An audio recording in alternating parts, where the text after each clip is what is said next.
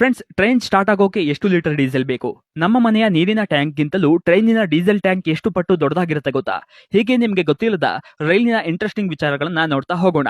ಭಾರತ ಸರ್ಕಾರದ ಅಫಿಷಿಯಲ್ ಲೆಕ್ಕದ ಪ್ರಕಾರ ಭಾರತದಲ್ಲಿ 13,200ಕ್ಕೂ ಜಾಸ್ತಿ ಪ್ಯಾಸೆಂಜರ್ ಹಾಗೂ 8,000ಕ್ಕೂ ಅಧಿಕ ಗೂಡ್ಸ್ ರೈಲುಗಳಿವೆ.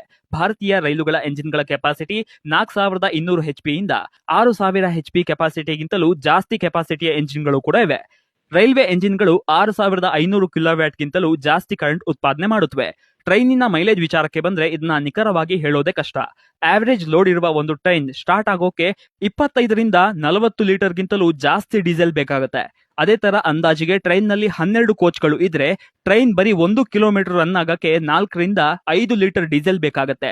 ಇಲ್ಲೂ ಕೂಡ ಲೋಡ್ ಎಷ್ಟಿದೆ, ಆವರೇಜ್ ಸ್ಪೀಡ್ ಅಲ್ಲಿ ಟ್ರೈನ್ ರನ್ ಆಗಿದ್ಯಾ ಇಲ್ವಾ ಅನ್ನೋದು ಮ್ಯಾಟರ್ ಆಗುತ್ತೆ. ಭಾರತೀಯ ರೈಲುಗಳ ಡೀಸೆಲ್ ಟ್ಯಾಂಕ್ ಕೆಪಾಸಿಟಿ 5,000ದಿಂದ 6,500 ಲೀಟರ್ ತನಕ ಇರುತ್ತೆ.